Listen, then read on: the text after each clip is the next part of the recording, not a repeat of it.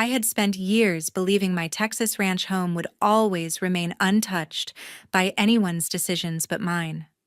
My name is Mallory Harper, and nothing could have prepared me for the moment I stepped out of my car after a long business trip and heard the unmistakable crash of a wall being torn apart from the inside.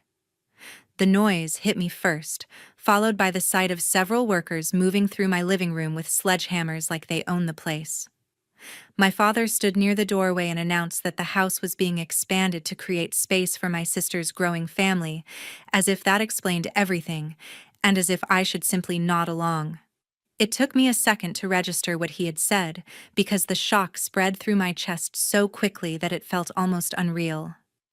I asked why no one had asked for my permission before making such a drastic decision on property that legally belonged to me, yet my mother turned away without a single word.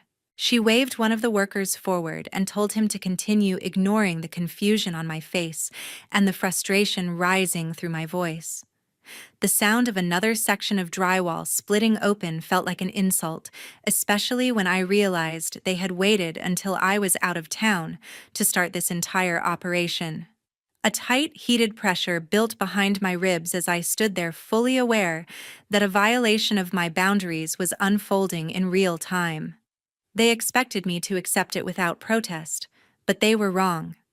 If you want to know how everything spiraled from that moment into the most painful confrontation of my life, make sure you follow along and stay until the end, because the truth behind what happened next changed my entire family forever.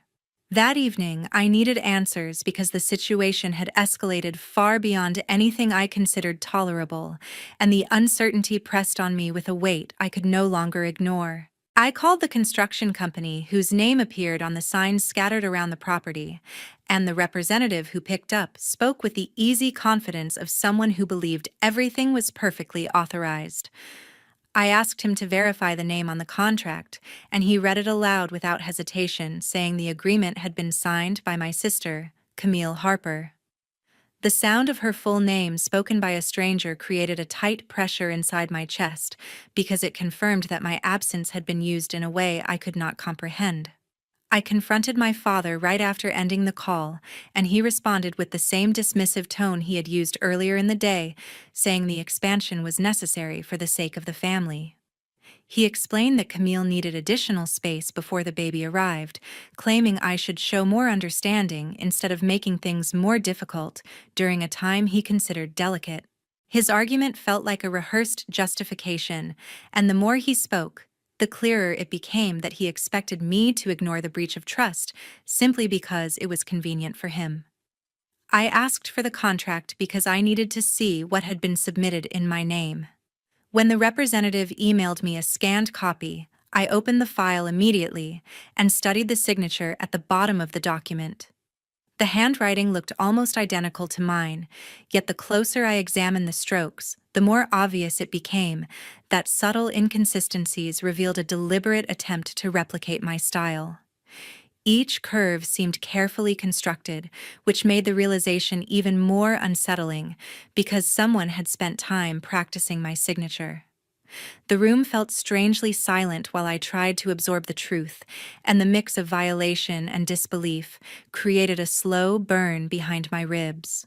My mother reacted with irritation when I told her what I found, and she insisted I was overreacting in a way that made the situation harder than necessary. She told me Camille needed support and not conflict, urging me to stop complicating an already stressful moment for the family. Her tone suggested that my boundaries were unreasonable, and the speed with which she dismissed my concern revealed how little she acknowledged my ownership of the house. I attempted to express how serious the situation was, yet Mom turned away exactly as she had earlier, making it clear that she did not intend to engage with any explanation I offered. I spent several minutes debating whether I should take the next step, although a part of me already knew the only responsible choice was seeking legal guidance from someone who would take my concerns seriously. I contacted my attorney Avery Collins, and she agreed to meet me at her office within the hour because the issue involved potential misuse of legal documents. When I arrived, I explained everything that had happened with as much clarity as I could manage. I showed her the contract, the signature, the timeline, and the email confirmation from the construction company. Avery reviewed the paperwork carefully, occasionally pausing to examine specific segments that raised questions about the legitimacy of the authorization. After several minutes of quiet focus, she closed the file and told me the situation appeared far more serious than a misunderstanding between family members.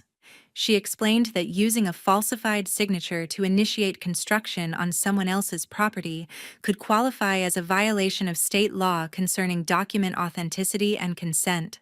Avery added that the combination of unauthorized construction, forged paperwork, and involvement from multiple individuals strengthened the case significantly. I listened without interrupting because her words confirmed the severity of what I already feared. She said the next step required gathering every piece of communication connected to the project, including texts, emails, and receipts, to build a clear timeline that demonstrated I had not given approval. I left her office with a mixture of relief and heaviness, because although I finally understood the legal implications, I also realized the situation would only become more complicated from this point forward. Avery advised me to remain firm, document everything, and avoid direct confrontation until she could prepare the necessary filings. The night felt strangely calm as I drove home, yet my mind remained full of questions I could not escape. 2 days later, a shift occurred that revealed how quickly a private conflict inside one household could spread far beyond its walls.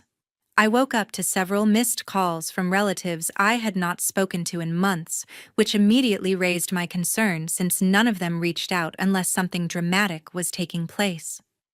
When I opened my social media accounts, I discovered a long post written by Camille in which she portrayed herself as the victim of a sister who had abandoned her during a vulnerable moment.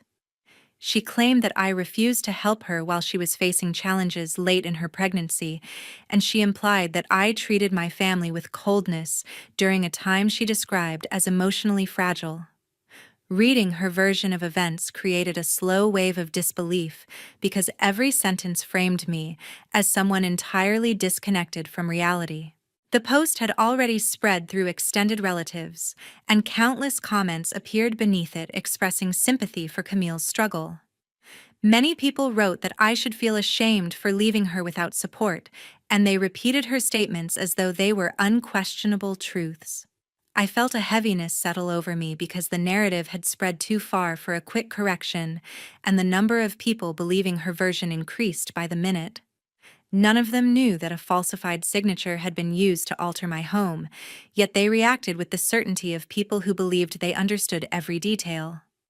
Later that afternoon, I noticed subtle changes in the way several neighbors interacted with me. Some offered polite greetings but avoided further conversation, while others watched me with an expression that suggested quiet judgment. The shift felt unsettling because my community had always maintained a sense of surface-level civility, which now felt strained by Camille's accusations. It became clear that people had read the post and accepted it as fact, and those who once greeted me with casual warmth now appeared guarded. I realized how quickly a fabricated story could influence people's behavior in ways that created isolation, even without direct confrontation. As the day continued, messages began to fill my inbox. Some were harsh and accused me of lacking compassion, while others suggested I had created unnecessary conflict during a time that demanded unity. A few messages were even more aggressive, questioning how I could disregard my own sister in such a calculated way. Every message seemed to echo Camille's claims, and with each notification I sensed the distance growing between myself and the community I once trusted. The misinformation had taken a life of its own, and I understood that responding emotionally would only make matters worse. I contacted Avery because I needed guidance to navigate the situation without escalating the tension. She listened to everything I described and reminded me that public reactions often move faster than truth, which made the collection of evidence more important than immediate defense. Avery advised me to avoid posting any response online because an impulsive statement could be misinterpreted or used out of context in a legal setting. She stressed that silence did not mean surrender and the stronger choice was to maintain composure while ensuring that every piece of evidence was documented carefully. Following her advice, I began saving screenshots of Camille's post, along with the comments that repeated her claims. I archived every message sent to me, whether supportive or critical, because each one demonstrated the impact of misinformation. I also captured the timestamps to establish a clear timeline, showing how quickly the narrative spread and how it influenced the reactions of people in my surroundings. Gathering these details required emotional patience, yet it provided a sense of control at a time when everything seemed unstable. As evening approached, I reviewed the collection of files stored on my computer and realized they represented more than proof of wrongdoing. They reflected how deeply Camille had chosen to distort the situation in order to portray herself as the injured party. The realization created an uneasy quiet inside me because the damage had moved far beyond our personal dispute. I closed my laptop with the understanding that the situation had entered a phase where public perception and legal consequences would collide, and I needed to remain steady as the next developments approached. By the end of the week, a development surfaced that signaled how deeply the situation had begun to entangle far more than personal disagreements. When Avery informed me that she had filed the request for a full review of the construction permits, I expected the county to respond eventually, yet I did not anticipate their arrival as quickly as they came. The inspector contacted me early that morning and explained that he needed access to the property to conduct an official evaluation.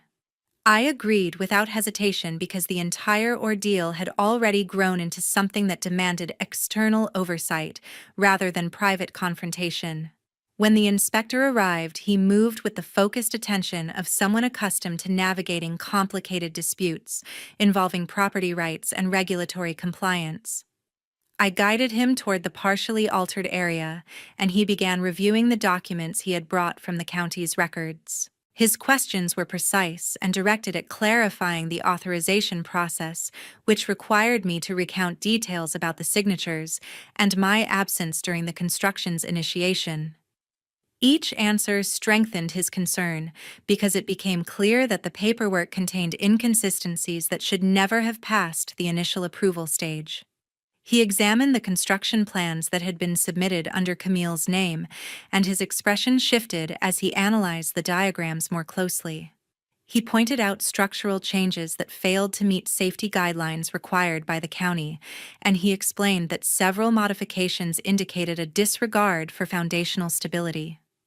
His words carried a weight that made my stomach tighten because the violations were not minor errors, but significant deviations that placed liability on whoever had submitted the documents. Hearing those concerns articulated by someone with official authority solidified the seriousness of the situation in a way I had not yet fully processed. After completing his inspection, he informed me that the ongoing work would need to stop immediately due to the severity of the irregularities. He stated that any portions already constructed without proper compliance would have to be dismantled to prevent safety risks and to adhere to county regulations. His tone remained professional, yet the firmness in his conclusion left no space for negotiation. He added that the person listed on the documents, which was Camille, would be required to respond to the county's request for clarification regarding the discrepancies and the apparent misuse of authorization. Later that afternoon, Dad arrived at the house after hearing about the inspection, and his frustration surfaced the moment he stepped inside. He insisted that the county was overreacting and claimed that my involvement had escalated matters beyond necessity. He repeated that everything would have resolved itself if I had simply cooperated and allowed the project to continue. His ability to overlook the forged signature, the regulatory violations, and the disruption to my home revealed a level of denial that made the conversation almost impossible to navigate. I attempted to explain the inspector's findings, yet Dad dismissed each point with the same refrain that I was making things harder than they needed to be. Camille contacted me shortly after Dad left, and her tone carried a mix of defensiveness and irritation. She questioned why the county had reached out to her and insisted she had followed instructions given by someone at the construction company. When I mentioned the issues found in the plans and the requirement for her to provide explanations, she reacted with indignation, claiming the situation had been twisted to make her look irresponsible. Her response made it evident that she refused to acknowledge the seriousness of the violations or the consequences of submitting inaccurate documents on a property that did not belong to her. As the evening settled, I reviewed the inspector's written notice and felt a shift inside me as the reality became undeniable. The conflict had grown larger than the strained dynamics within my family, and it now occupied the space of legal accountability and regulatory scrutiny. The county's involvement meant the situation could no longer be dismissed as a simple misunderstanding or emotional dispute. It had transformed into a matter that required formal resolution, and the weight of that realization settled heavily as I prepared myself for the next steps that would inevitably follow. Early the following week, the tension reached my doorstep in a way I had tried to avoid. My father arrived without calling, standing at the edge of the porch, with an expression that suggested he had already decided who the villain of the story was. He spoke with a tone that carried the weight of expectation rather than concern, insisting that I needed to withdraw every complaint, because according to him, I was feeding unnecessary conflict into our family. He emphasized the word family as if saying it loudly enough could erase every violation of trust I had been forced to confront. I listened quietly while he attempted to frame the entire situation as a misunderstanding that I had somehow escalated, even though the forged signature and the unauthorized construction had never been my doing. When I told him I would not undo the legal steps already taken, his disappointment shifted into a subtle threat disguised as fatherly advice. Mom appeared shortly after walking into the living room with a purposeful calm that contrasted sharply with the sharpness in her words. She accused me of abandoning my obligations as a daughter, claiming that any good person would prioritize their sister's needs over property lines and legal documents. Her voice carried a rehearsed sadness that felt crafted to provoke guilt, and she repeated that I was the only person standing in the way of Camille's comfort. I answered with as much restraint as I could manage, explaining that my boundaries had been violated so deeply that ignoring the situation would only reward their disregard for me. Mom shook her head, as if I had confessed to a crime, insisting that sacrifice was part of being in a family, yet she never acknowledged that I had already sacrificed far more than they cared to admit.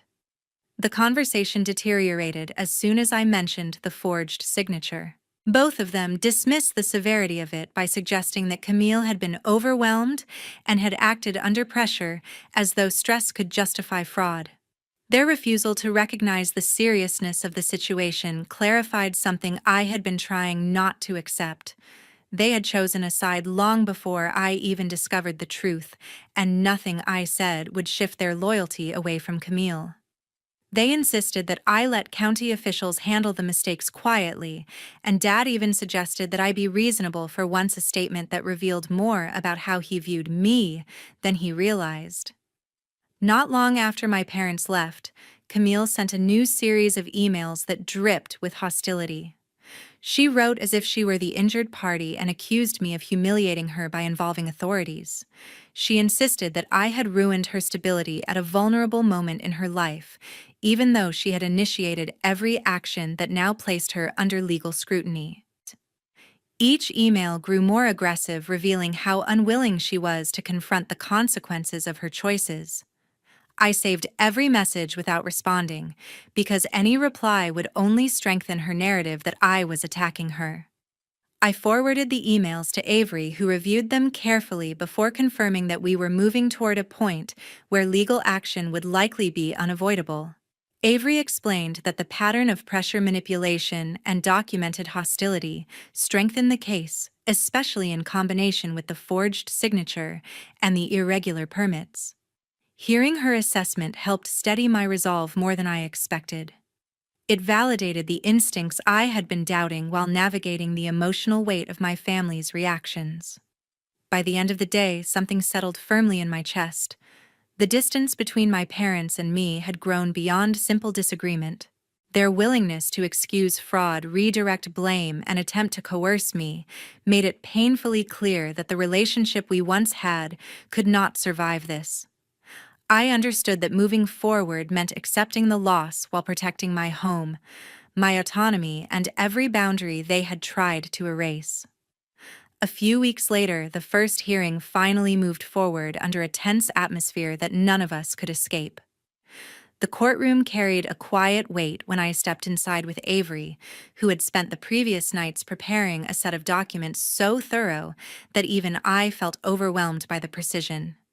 The judge requested all parties to submit their identification, and it was during that moment that I saw Camille seated beside her husband Blake, who kept his arms crossed with an expression suggesting he already believed the outcome should favor them. I focused on my own seat, determined to stay composed, while the clerk began organizing the folders that contained every detail of my case. The proceedings opened with a review of the property records. The judge examined the deed, mortgage history, renovation permits, and a series of notarized statements that confirmed the ranch house belonged exclusively to me. The confirmation came through a formal acknowledgement that established my sole ownership without any shared rights or contested financial claims. Camille shifted uncomfortably when that conclusion was read aloud, and Blake leaned toward her as if searching for a way to redirect the energy in the room. The judge moved on to the issue of unauthorized construction. Avery presented the signed contract, the matching handwriting samples, and a timeline showing when the document had been submitted without my knowledge. The expert's analysis confirmed the signature was altered using deliberate techniques rather than careless imitation. Camille attempted to defend herself by claiming she acted out of desperation during her pregnancy, but the judge noted that emotional difficulty could not justify falsifying official documents. Blake tried to intervene with a statement about family cooperation, yet the judge reminded him he was not the primary party in the dispute and asked him to remain silent unless directly addressed. The financial section of the hearing grew heavier when the judge revealed that Dad had provided substantial support to Camille during the process of modifying the documents. Bank transfers, electronic correspondence, and shared drafts of the incomplete permits all suggested that he had helped her understand which fields needed to be altered to create the appearance of my consent. The judge declared that this level of involvement required financial supervision until the investigation closed, which left Dad visibly stunned. Mom lowered her gaze as the judge addressed her next, explaining that attempting to submit incomplete and incorrect applications could result in administrative penalties for willful cooperation. The next portion addressed the civil consequences of the construction. Camille was ordered to reimburse the costs of demolition restoration inspection fees and any future structural assessments. The judge specified the amount as a mandatory obligation rather than a voluntary agreement. Camille whispered to Blake with clear frustration, yet Blake's expression tightened as he received the notice indicating the court would monitor their payments for compliance. The final decision covered personal safety and boundaries. Based on the online harassment, the pressure imposed at my home, and the escalation caused by emotional manipulation, the judge approved a 2-year no-contact order between me, Camille, and Blake. The order prohibited physical contact, digital communication, indirect messages through family members, and unapproved visits to my property. Camille protested by insisting I had misinterpreted her intentions, but the judge cited the accumulated evidence of disrespect and coercion and denied her request for reconsideration. When the hearing concluded, I stepped outside the courthouse with a sense of air returning to my lungs for the first time in weeks. The decision did not bring celebration yet. It created clarity that allowed me to understand the real cost of protecting my boundaries. I walked to the parking lot with a quiet realization that the version of family I had once tried to preserve no longer existed, and what remained was a difficult acceptance that some relationships break long before the final verdict is read. Months later, the consequences of everything that happened began to show themselves in ways I had only imagined during the hearings. I started seeing small shifts at first, yet each one revealed how deeply the situation had altered the direction of the people involved. Camille appeared to face the most immediate impact when she was forced to sell her car to cover the fines, fees, and compensation ordered by the court. The sale strained her finances more than she expected because several payments had already fallen behind, and the loss of the vehicle significantly affected her routines. Blake struggled with the adjustments and tried to negotiate different arrangements, although none of his attempts changed the obligations they owed. Dad ran into problems when he attempted to refinance a personal loan, and the county's violation record unexpectedly appeared during the review. The representative handling the file asked him questions he could not answer without admitting involvement, which resulted in the request being denied. He later tried to apply for a smaller credit line, only to face another rejection, because the violation remained visible in the system. The stress seemed to affect him more than he let on, yet he avoided discussing the issue with me, and I stopped expecting any conversation that resembled accountability. Mom encountered difficulties within the local community after details of her participation in the paperwork incident spread further. A few people confronted her privately, and others chose to distance themselves without saying anything directly. She appeared frustrated by the sudden change in how people interacted with her, though she insisted that neighbors were overreacting. Her frustration seemed to grow each time she realized another bridge had quietly faded and the shift in her social circle became irreversible. During that period, I focused on repairing the ranch house and restoring the structure to a safe condition while coordinating with the professionals Avery had recommended. The process took longer than expected because several sections required complete removal before reconstruction.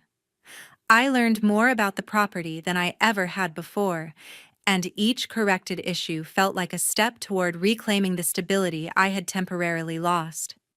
Even though supervising the work consumed most of my energy, the steady progress helped me feel more grounded after months of tension.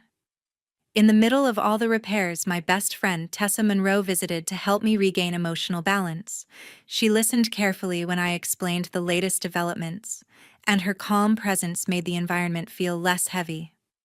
Tessa avoided pushing opinions or trying to direct my decisions, and focused instead on creating a safe space for me to process everything.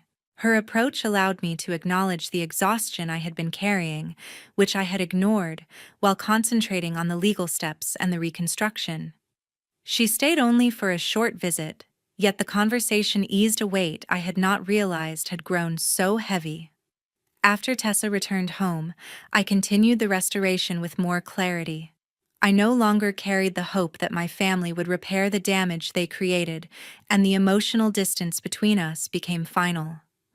Watching each repaired section of the house reminded me that moving forward required letting go of expectations that no longer served me. The realization settled slowly, yet it felt honest. By the time the final inspection passed, I understood that whatever connection I once believed we had no longer existed.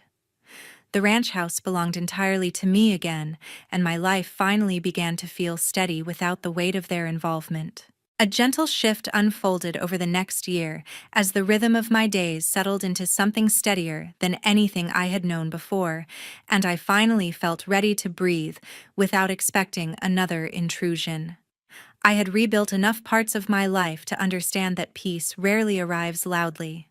It grows one quiet choice at a time. The ranch became the place where those choices shaped an entirely new beginning. I invested the first months into restoring every corner that had once carried traces of conflict because I needed my home to feel untouched by anyone who had tried to claim it. The repairs expanded into improvements after I met a seller who owned the adjacent lot and wanted to close quickly due to a relocation. I realized that owning the land beside mine would guarantee permanent control over my boundaries, so I purchased it without hesitation. The additional acres gave the ranch a sense of space I had not imagined before. I designed a small orchard on one side, created a long walking path lined with wildflowers, and added an outdoor studio where I could work without feeling confined. My focus shifted toward nurturing the version of myself that had been overshadowed for years. I stopped apologizing for making decisions that protected my well-being. I declined invitations from people whose presence stirred old anxieties, and I reserved my energy for relationships that felt supportive instead of demanding. It took time, yet my professional life improved as I learned to manage stress in healthier ways. I approached each project with clarity instead of carrying emotional weight that never belonged to me. There were days when memories of Camille appeared without warning. Sometimes they arrived through old photographs that I found at the back of a drawer. Other times they surfaced whenever legal documents from the previous year required archiving. Those reminders no longer left me shaken. They simply confirmed that distance was necessary. I had not spoken to Camille Dad or Mom since the final hearing. That silence created an emptiness I did not anticipate yet. The absence also gave me a kind of stability I had never experienced within that family. It felt strange to admit that peace sometimes looks like losing people who were supposed to love you unconditionally. My best friend Tessa visited several times throughout the year. She never brought up anything related to the legal situation because she sensed I needed space to move forward without being pulled backward. Instead, she helped me plant the first row of fruit trees, encouraged me to try new recipes, and shared evenings on the porch, discussing workbooks and plans that did not include conflict. Her presence reminded me that belonging does not depend on shared blood. It depends on shared respect and genuine care. The more time passed, the more I understood that healing is not a single moment, but a sequence of choices that gradually rebuild the pieces of a life. Some mornings I watched the sun rise over the expanded field, and I sensed a quiet pride rising with it. I had survived betrayal inside the very place meant to shelter me, then transformed it into a home that truly reflected who I was. I learned to measure progress not by perfection, but by the growing number of days when I felt safe. I reached a point where forgiveness lost its urgency because I no longer needed it to move on. I reclaimed my home, my boundaries, and the dignity that had once been dismissed. The ranch became the strongest reminder that my life belongs to me alone. The experience taught me that boundaries are not acts of rejection, they are acts of survival. I learned that protecting my peace is not selfish, and that choosing distance from people who repeatedly harm me is sometimes the only path that keeps me whole. I finally understood that healing happens when we stop begging for respect and start building a life that reflects our worth, not someone else's expectations. Thank you for staying with me through this entire journey. Your time and attention mean more than I can express, especially because stories like mine can be difficult to hear yet deeply relatable to many people. I appreciate every listener who values emotional honesty and personal growth. I hope my experience offers clarity, strength, and comfort to anyone learning to protect their peace and rebuild their life with confidence.